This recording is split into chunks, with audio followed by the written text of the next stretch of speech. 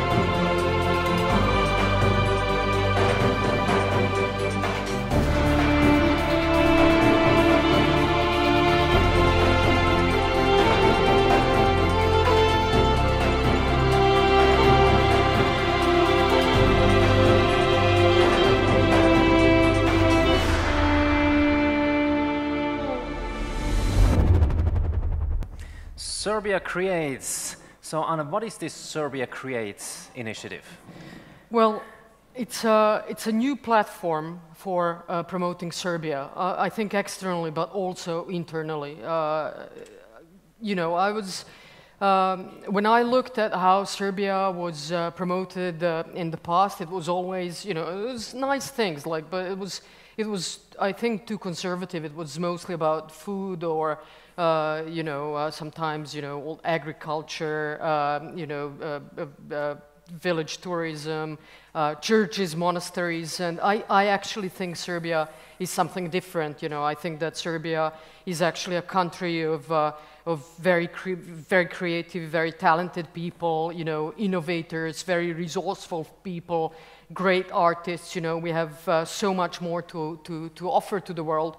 And then, you know, I have a fantastic group of people I've established this Council for Creative Industries, and together we thought of this Serbia Creates brand as kind of the platform which encompasses all of that. So I think, you know, under that we go from, you know, Serbia Creates Talent to Serbia Creates Arts to experiences, ideas, tech, music, all of the things that we actually see around us, which are what Serbia stands for and can offer to the world. Mm-hmm. Yeah, and that's exactly also what my feeling is. I mean, I was not here in Serbia until we had, you know, established this link here to do World.Minds Belgrade, and I had a completely wrong image of Serbia, and I now see what Serbia really is about. It's this applied technology, it's the science, it's the arts. So I think it's a great initiative. Now, you're not the typical politician.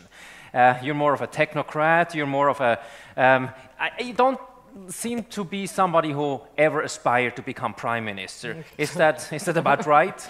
That's right, yes. That's right, and it actually kind of took me by surprise.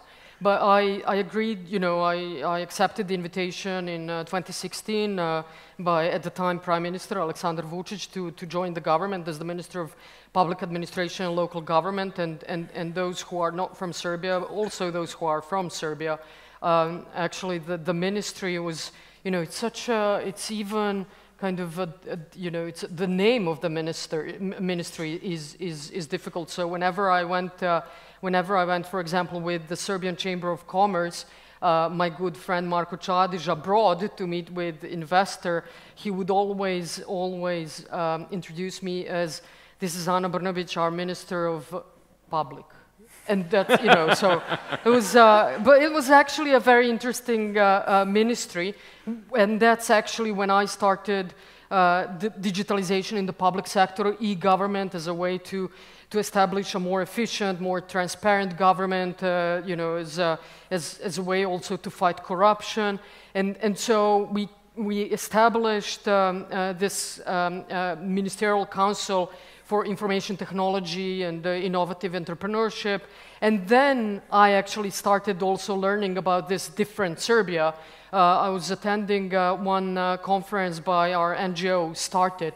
And when I saw the potential, the talent, I just could not believe it. I thought to myself, you know, this is something that most of the people in Serbia do not know exists. And if we can promote it and we can actually position this as the central focal point of Serbia's development and promotion of Serbia, then actually it would be a very, very different country in a very, very short time frame. And then 9 months later, I became the Prime Minister somehow. I still really don't know how that happened. And I actually got the chance to do all of these things. Then for a little while, I was also the Minister of Finance. When you said that, I was surprised as well. I'm the Minister of Finance, but you know, our Minister of Finance resigned, so I was both the Prime Minister and Minister of Finance. Those were very easy consultations between my cabinet and the Ministry of Finance, so it was a very nice time for me in terms of the budget. Maybe you should take over all the ministries. Certainly not your usual politician, and I'm never going to be a usual politician. Yeah, but that was my next question. Now you're Prime Minister. You've worked in the private sector before. Do you miss the private sector? Is there a difference in how you govern?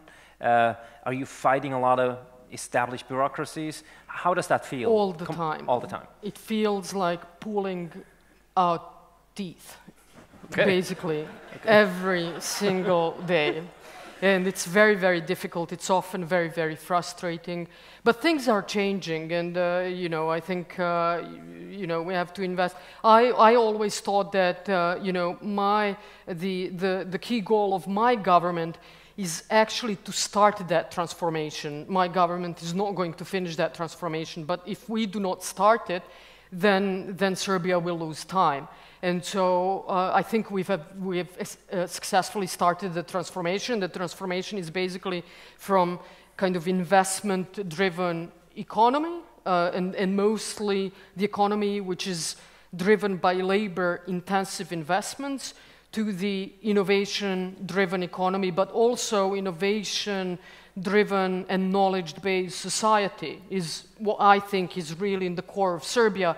And if we can unveil that, then in the matter of, I think, you know, 4 to 5 years, Serbia will be a very, very different country. Plus, we are living in a very exciting time of the fourth industrial revolution, where I deeply believe that the countries which were not winners of the previous industrial revolutions, the third industrial revolution, and Serbia certainly wasn't, now have this new chance to actually, everyone is starting from scratch, from zero, and if you're smart enough, and you know, now you can catch up, you can actually leapfrog, and you can become one of the winners, and I think Serbia can, and actually you're helping us with hosting the World.Minds in Belgrade. A little bit, hopefully. Well, thank you.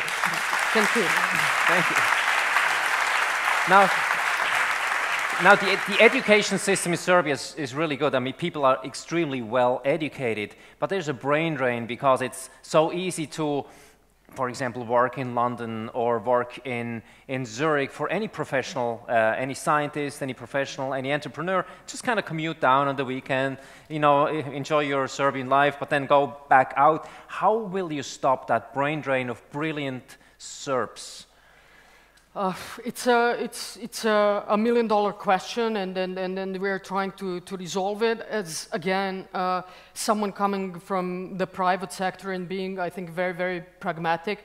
I think the smart government is the government that actually listens more than it thinks, because, you know, outside of the government you have people in the private sector, in academia, in the civil society that know things better. And so I invited in December people who are abroad, mainly people that we have fantastic organizations abroad, such as Serbian entrepreneurs in San Francisco and New York, people based in mostly Silicon Valley.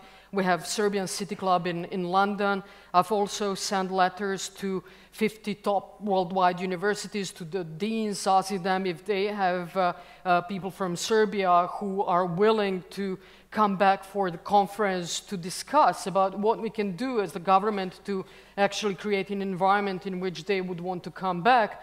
Or, you know, I ask, you know, and then people tell me, and then I know what to do, rather than create working groups, develop strategies and action plans and stuff. I start from small with my team, and then we develop trust. And so we had this fantastic conference in December last year. 250 people came back to Belgrade for that. They gave us some very specific pointers about what we need to do. And now we are establishing this agency for circular migration.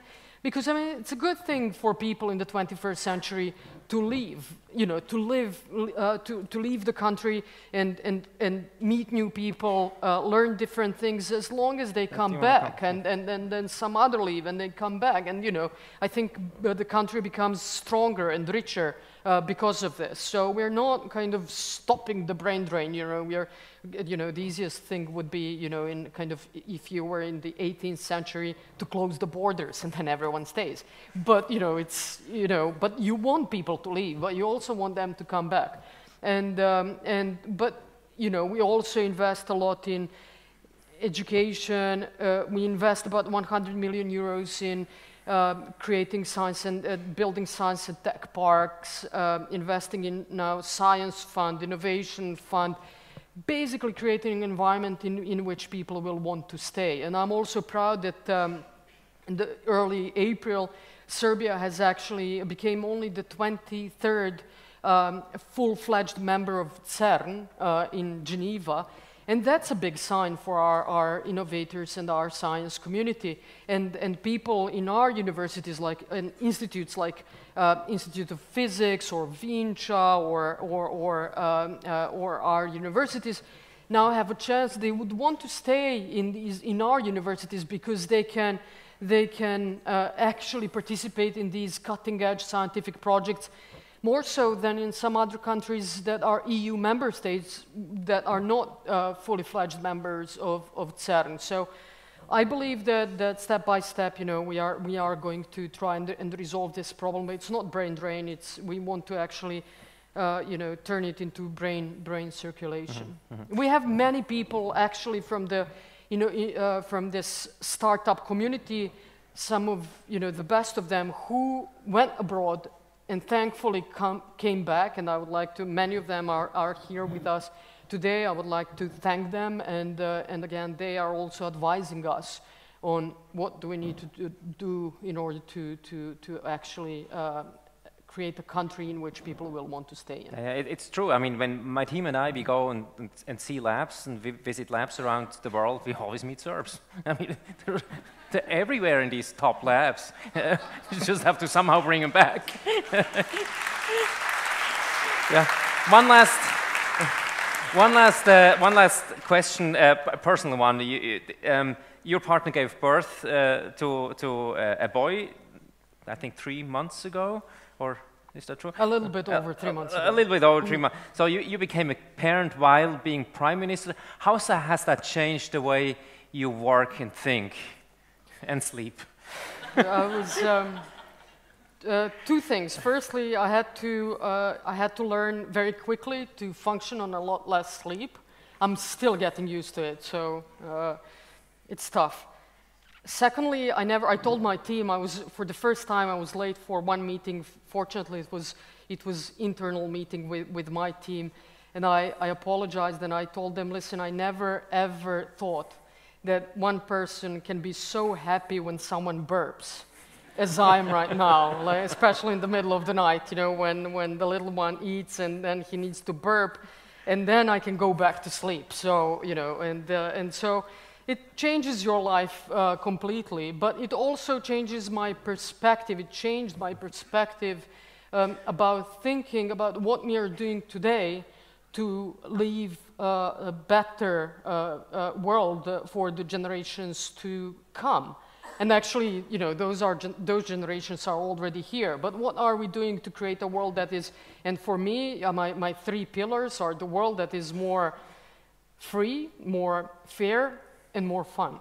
And wow. So Serbia is going to try and give our contribution to it. Great. Thank you so much, Anna. Thank you. You and your team are wonderful.